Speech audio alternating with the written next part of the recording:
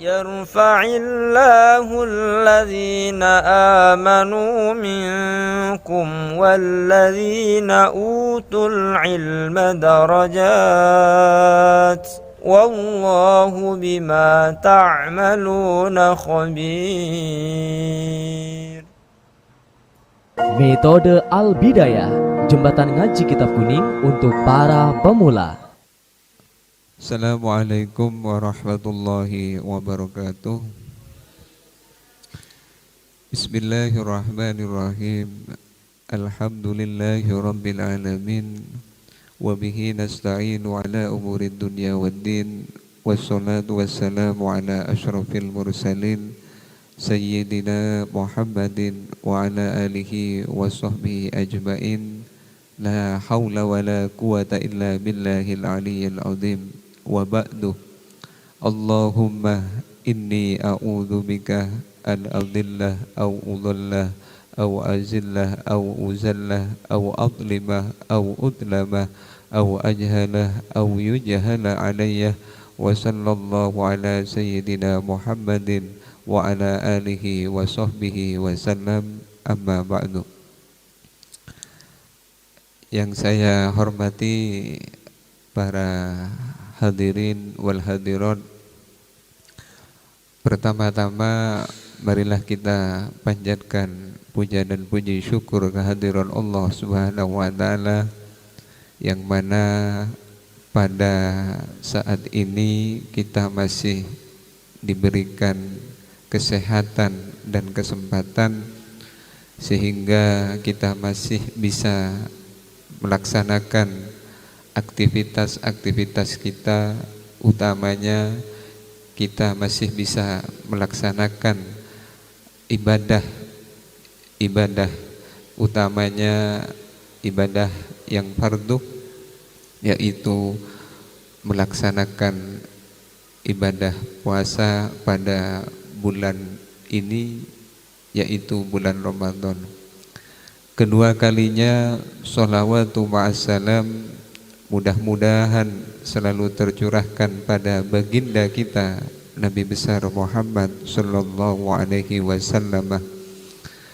Mudah-mudahan kita semua mendapatkan syafaatnya beliau kelak di yaumil akhir, sehingga kita semua bisa diakui sebagai umatnya. Amin amin ya rabbal alamin. Para hadirin, para pemirsa yang saya hormati, pertama, memang pondok pesantren ini salah satu yang dijadikan program unggulan itu adalah yaitu kajian kitab kuning, atau yang dikenal dengan istilah lain kitab gundul. Visinya adalah karena kami teringat salah satu dawuh atau sabda Rasulullah, thalabul ilmi fardhatun ala kulli muslimin wa muslimatin, yang artinya bahwa menuntut ilmu itu fardhatun, ialah fardu. Artinya fardu ini adalah wajib. Artinya apa? Wajib bagi siapa? Ala kulli muslimin wa muslimatin, atas atau kepada tiap-tiap orang muslim laki-laki dan tiap orang muslim perempuan. Nah, di sini oleh ulama diterangkan hadis ini bahwa yang diwajibkan itu adalah menuntut ilmu, salah satunya adalah ilmu agama, ilmul hal. Artinya apa? Ilmul hal itu diantaranya adalah ilmu agama, bahwa kita semua sebagai seorang Islam, seorang Muslim, kalau kita merujuk kepada dawuh Nabi kita bahwa sebagai orang Muslim itu memang seharusnya tidak boleh tidak wajib menuntut ilmu agama. Artinya wajib belajar mengaji, mendengarkan, hadir di majelis-majelis pengajian, majelis-majelis taklim dalam rangka tiada lain adalah untuk thalabul ilmi, yaitu untuk mencari ilmu. Nah, dari sinilah kami mewakili keluarga besar Pondok Pesantren ini, salah satu visi atau impian kami Pondok Pesantren Salafiyah Syafi'iyah As-Sholihin Mumbulsari Jember ini, program unggulan yang didorong kepada peserta didik, terutama kepada para santri, itu adalah harus belajar kitab kuning dengan alasan, dengan argumentasi yang sudah barusan saya sebutkan sesuai dengan dawuh atau sabda Rasulullah Sallallahu Alaihi Wasallam. Hikmahnya apa ketika seorang santri ini terus senang, cinta, semangat di dalam belajar kitab kuning atau kitab gundulan itu? Hikmahnya adalah sehingga para santri ini bisa lebih tahu dan lebih paham tentang tuntunan-tuntunan atau ajaran-ajaran yang diajarkan oleh baginda kita Rasulullah Sallallahu Alaihi Wasallam. Karena situasi fenomena yang terjadi pada zaman sekarang ini, begitu banyaknya para pendapat-pendapat ketika kita melihat di Google, di YouTube, karena sekarang sudah zamannya zaman internet. Nah, ini sangat berbahaya kalau seorang santri ini kita tidak dorong kepada kajian kitab kuning. Sehingga dari sinilah hikmah ketika seorang santri itu mendalami kajian kitab kuning. Hikmah yang pertama itu semakin paham, semakin mengerti. Apanya yang paham, apanya yang mengerti, yaitu kepada ajaran-ajaran, risalah-risalah atau tuntunan-tuntunan baginda kita Nabi Muhammad Sallallahu Alaihi Wasallam. Terus harapannya apa? Pesantren ini mendorong kitab kuning sebagai program unggulan di antaranya. Sebenarnya harapannya saya kira sama dengan pesantren-pesantren yang lainnya, yaitu ingin mencetak generasi-generasi yang memiliki wawasan agama dan juga disertai pendidikan atau wawasan-wawasan umum seperti sekolah di lembaga umum, di lembaga formal. Jadi kami di sini bukan hanya santri ini dibekali dengan nahwu shorof atau pendalaman ilmu-ilmu agama, tidak, tapi santri juga kami dorong untuk belajar thalabul ilmi di lembaga formal seperti di sini. Kami juga mulai dari TK juga ada, terus dilanjutkan jenjang selanjutnya SMP plus dan madrasah aliyah.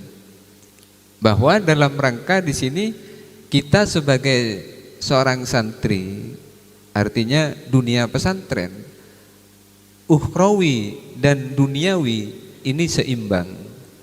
Jadi antara bekal hidup di dunia dan bekal hidup di akhirat kita seimbang. Bukan hanya agama saja yang kami dorong, tapi juga santri juga kami wajibkan sekolah di lembaga formal atau umum. Di satu sisi mereka itu cakap di dalam berwawasan ilmu agama, di sisi yang lain tidak kolot. Artinya tidak ketinggalan zaman kalau bahasanya orang sekarang. Kenal dengan matematika, kenal dengan kimia, kenal dengan pelajaran ekonomi, geografi, bahasa Inggris.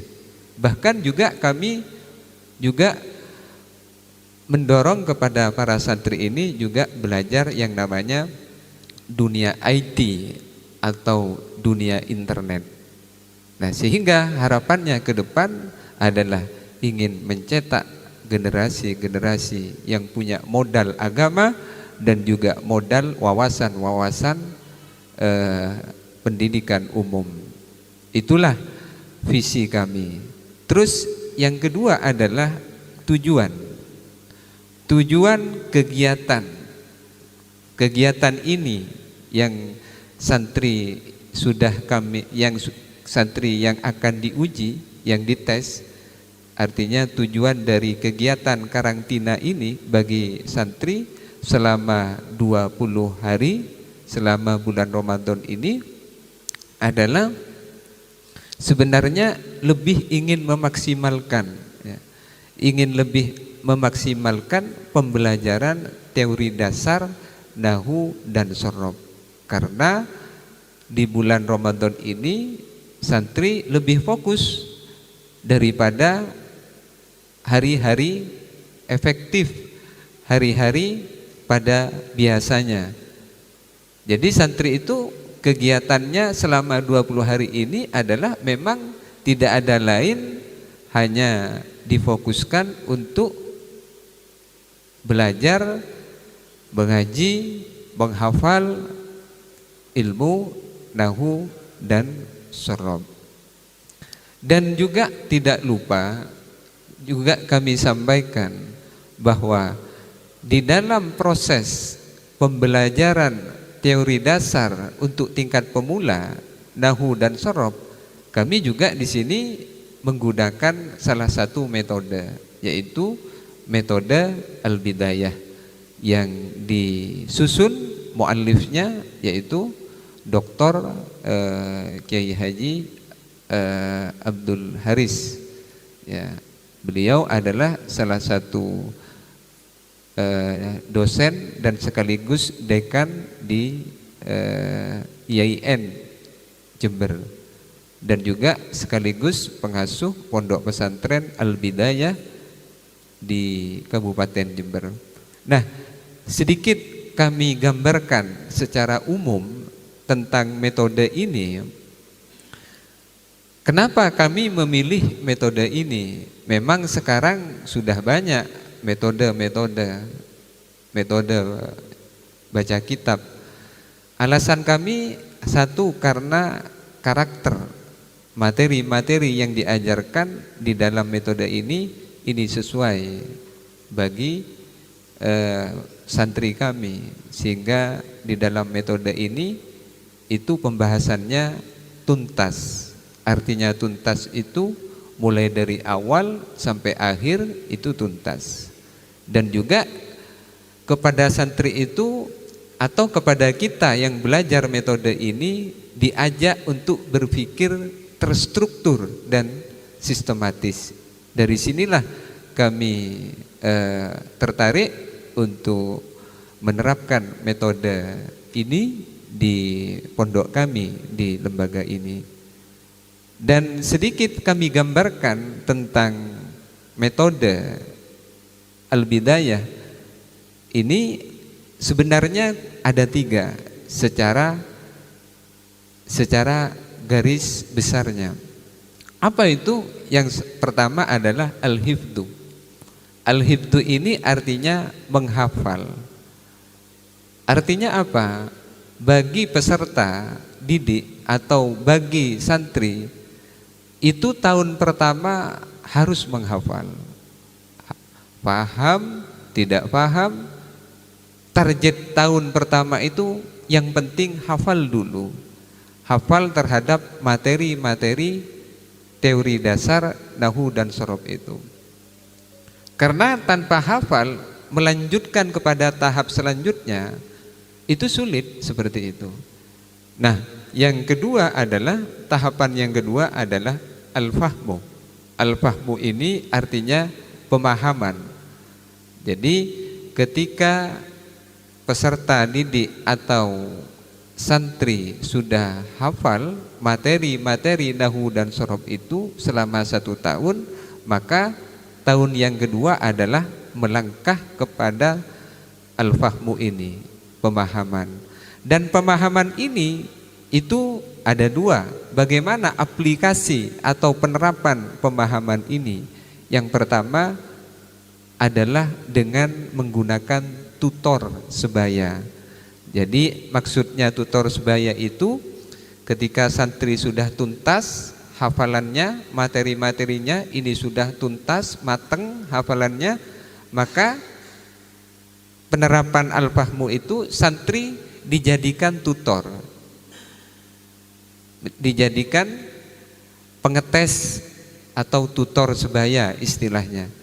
Jadi santri itu yang sudah tuntas akan membimbing, mengetes adik-adiknya yang masih tahap al-hifdzu tadi, atau yang masih baru masuk atau baru belajar ilmu nahwu dan shorof itu.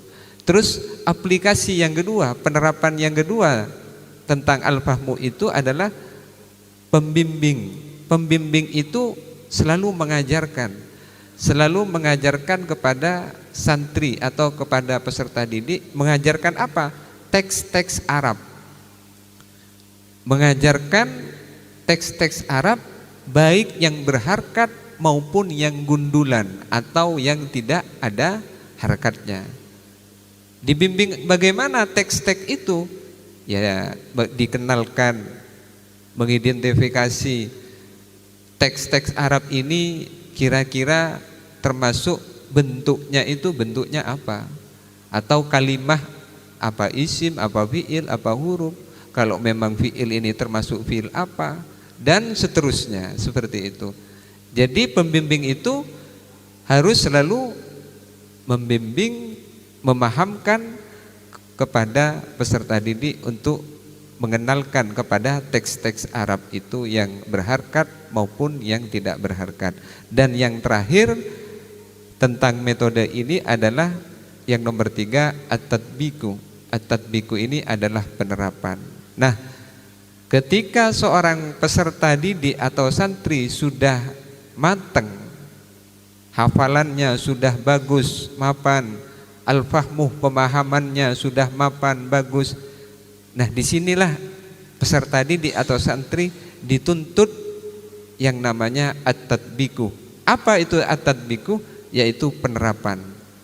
Artinya santri ini untuk mengenal lebih dalam, mengidentifikasi lebih dalam teks-teks Arab yang berharkat maupun yang tidak berharkat yang ada di kitab, maupun mengidentifikasi lafaz-lafaz Al-Quran, hadis dan lain sebagainya. Di sini santri sudah harus dituntut untuk mengidentifikasi dan mengecek teks-teks itu. Nah, dari sinilah metode penerapan secara aplikasi metode al-bidayah ini, al-hifdzu, al-fahmu, dan at-tatbiku.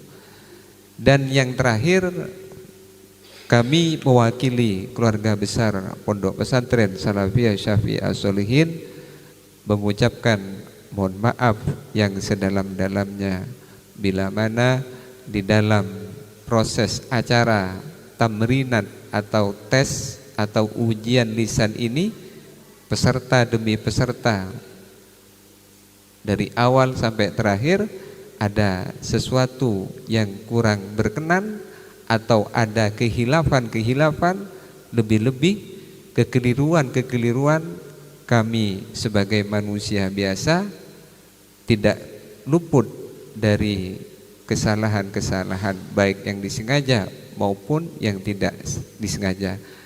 Karena di dalam Al-Quran difirmankan khuliqal insanu dha'ifa. Artinya kita sebagai seorang manusia itu diciptakan dalam keadaan dhaif, lemah. Terima kasih dari kami. Wa akhiran, tsumma assalamu alaikum warahmatullahi wabarakatuh.